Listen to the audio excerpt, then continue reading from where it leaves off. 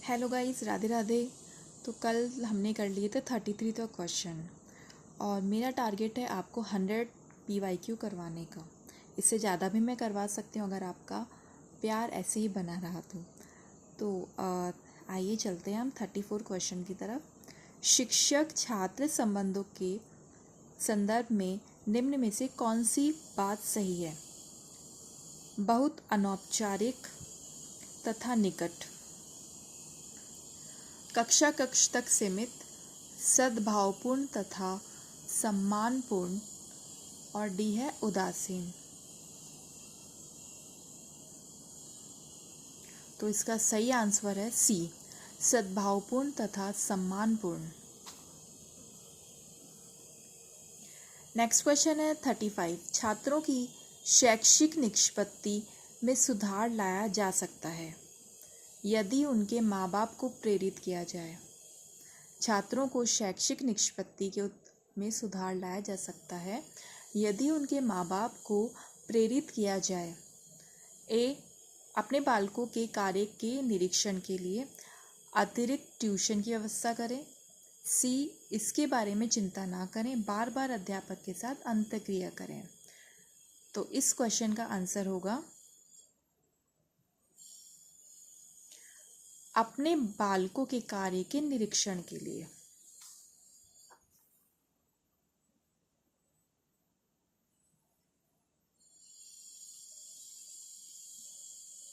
Thirty six question है कक्षा में प्रभावी अनुशासन के लिए अध्यापक को चाहिए कि छात्रों को जो चाहे करने दें, छात्रों के साथ कठोर व्यवहार करें, छात्रों को कुछ समस्या हल करने को दें, उनसे नरमी के साथ दृढ़ता बरतें। तो इसका सही आंसर होगा उनसे नरमी के साथ दृढ़ता। 37 क्वेश्चन है प्रभावी शिक्षण सहायक सामग्री वह है जो रंग बिरंगी तथा देखने में अच्छी हो, सभी ज्ञानेंद्रियों को सक्रिय करती हो, सभी छात्रों को दिखाई देती हो, बनाने तथा प्रयोग करने में आसान हो। तो इसका सही आंसर होगा सभी ज्ञानेंद्रियों को सक्रिय करती हो। नेक्स्ट क्वेश्चन है 38। छात्रों में वे अध्यापक लोकप्रिय होते हैं जो उनके साथ निकटता बना लेते हैं, उनकी समस्याओं के समाधान में सहायक होते हैं, अच्छे अंक प्रदान करते हैं, उन्हें अतिरिक्त शुल्क पर ट्यूशन पढ़ाते हैं। तो इसका सही आंसर होगा बी, उनकी समस्याओं के समाधान में सहायक होते हैं। 39 क्वेश्चन है एक प्रभावी कक्षा कक्ष के वातावरण का मूल तत्व है शिक्षण सामग्री की विविधता, शिक्षक छात्रों की सजीव अंतःक्रिया, संपूर्ण शांति, सख्त कठोर अनुशासन। इसका सही आंसर होगा शिक्षक छात्रों की सजीव अंतःक्रिया। नेक्स्ट क्वेश्चन है 40। यदि कक्षा के पहले दिन छात्र किसी अध्यापक को स्वयं का परिचय देने के लिए कहे तो अध्यापक को चाहिए कि वह उन्हें कक्षा के बाद मिलने के लिए कहे, संक्षेप में अपने बारे में बताए, इस मांग की उपेक्षा करे तथा पढ़ाना शुरू करें, इस प्रकार की अनिष्ट मांग के लिए उन्हें डांटे।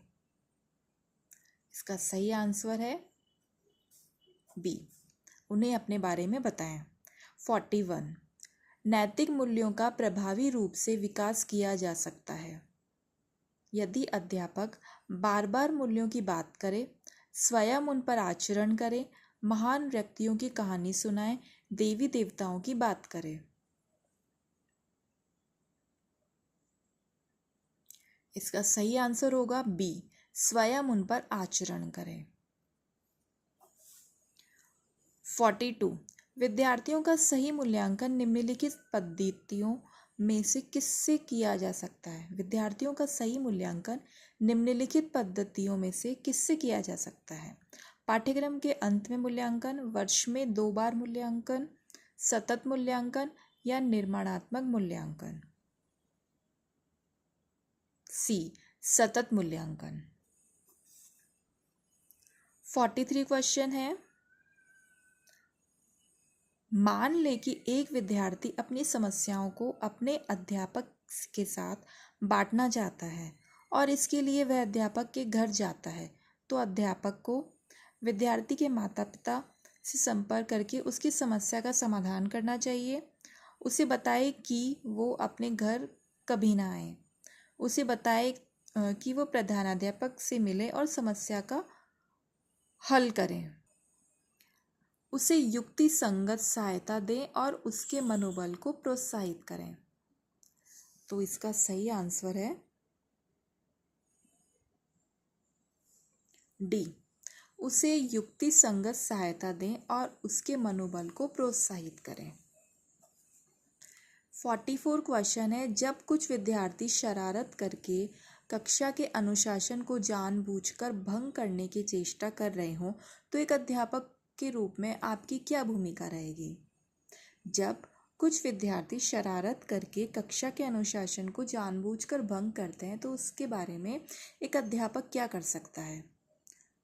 उन विद्यार्थियों को विद्यालय से निकालना, उन विद्यार्थियों को पृथक रखना, अपनी सत्ता के साथ उस समूह का सुधार करना, उन्हें आत्म परीक्षण का अवसर देना और उनके व्यवहार में सुधार लाना। तो इसका सही आंसर होगा डी। उन्हें आत्म परीक्षण का अवसर देना और उनके व्यवहार में सुधार लाना। 45 निम्नलिखित में से कौन सा प्रक्षेपित साधन है? ब्लैक बोर्ड, त्रिविम, प्रदर्श, छाया क्षेपित्र और ग्लोब। छाया क्षेपित्र। 46 क्वेश्चन है, अध्यापक को प्रश्न पूछने के अनिरुद्ध धारावाही माना जाता है यदि वह निम्नलिखित प्रश्न पूछ सकता है। अर्थपूर्ण प्रश्न, जितना ज़्यादा संभव हो उतने प्रश्न, निश्चित समय में प्रश्नों की अधिकतम संख्या, निश्चित समय में बहुत से अर्थपूर्ण। तो इसका सही आंसर होगा ए, अर्थपूर्ण प्रश्न। इसके क्वेश्चन का कोई मीनिंग होना चाहिए, कोई सेंस होना चाहिए। अगर आप बेफालतू के प्रश्न करोगे तो आपको कोई भी जो टीचर होगा या घर में भी कोई होगा कि वो आपके क्वेश्चन का आंसर नहीं करेगा। इसलिए जो आपका क्वेश्चन होना चाहिए वो एकदम सटीक होना चाहिए।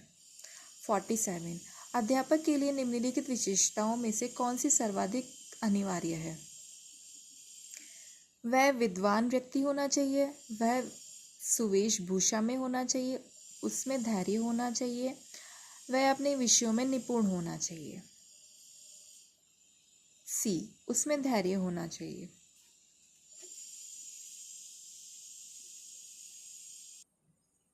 48 क्वेश्चन, यदि आपको सामान्य विद्यार्थियों के साथ साथ दृष्टिहीन विद्यार्थी को पढ़ाने का अवसर मिले तो आप कक्षा में किस प्रकार उसके साथ व्यवहार करना चाहेंगे? ए, उस पर अतिरिक्त ध्यान नहीं देना क्योंकि अधिकांश को हानि उठानी पड़ सकती है। कक्षा में सहानुभूति से उसकी देखरेख करना। आप सोचेंगे कि अंधापन उसका भाग्य है और इसलिए आप कुछ नहीं कर सकते।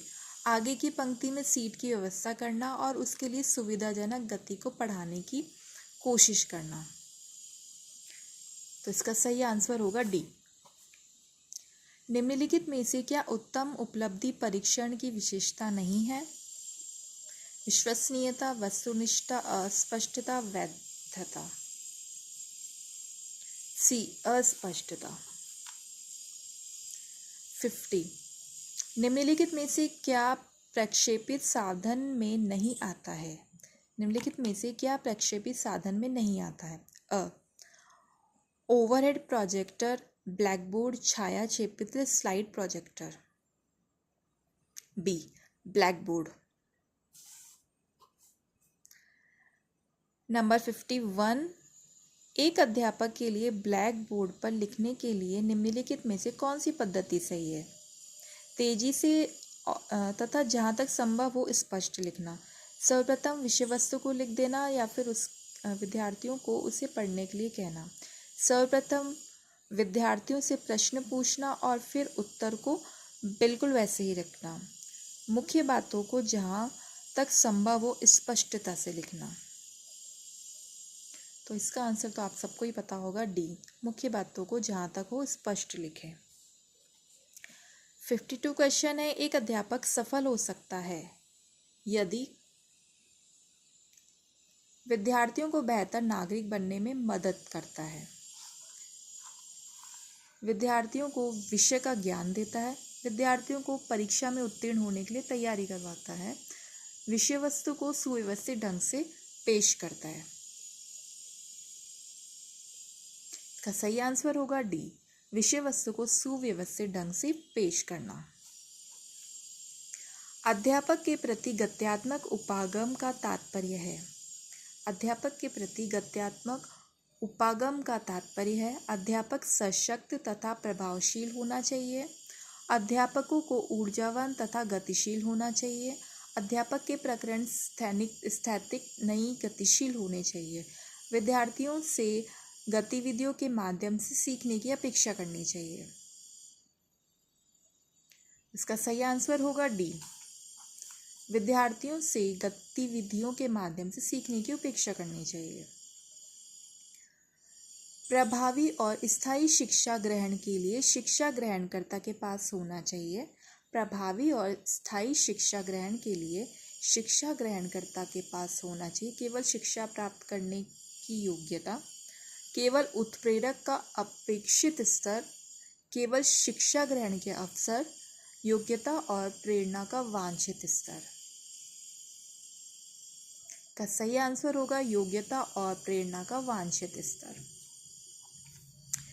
नंबर 5 है, कक्षा संप्रेक्षण होना चाहिए, शिक्षक केंद्रित, छात्र केंद्रित, सामान्य केंद्रित, पाठ्य पुस्तक केंद्रित। छात्र केंद्रित। अध्यापक को सर्वोत्तम प्रणाली है, अध्यापन की सर्वोत्तम प्रणाली है जानकारी प्रदान करना, छात्रों से पुस्तक पढ़ने के लिए कहना, अच्छी संदर्भ सामग्री का सुझाव देना, चर्चा प्रारंभ करने की पहल करना और उसमें भाग लेना। नंबर है डी, चर्चा प्रारंभ करने की पहल करना और उसमें भाग लेना। नंबर 57 है, कक्षा में परस्पर संवाद से क्या उभर कर आना चाहिए, तर्क वितर्क, सूचना, विचार और विवाद।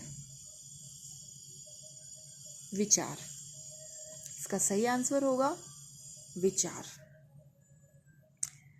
नेक्स्ट क्वेश्चन है, दंड न देकर बच्चे को बिगाड़ना से अभिप्राय है, कक्षा में दंड पर रोक लगा देनी चाहिए, शारीरिक दंड स्वीकार्य नहीं है, अवांछित व्यवहार पर दंड दिया जाना चाहिए, बच्चों को छड़ी से पीटना चाहिए। सही आंसर होगा सी, अवांछित व्यवहार पर दंड दिया जाना चाहिए, जो भी गलत चीज़ें करे उस पर तो वैसे भी पनिशमेंट मिलनी ही चाहिए।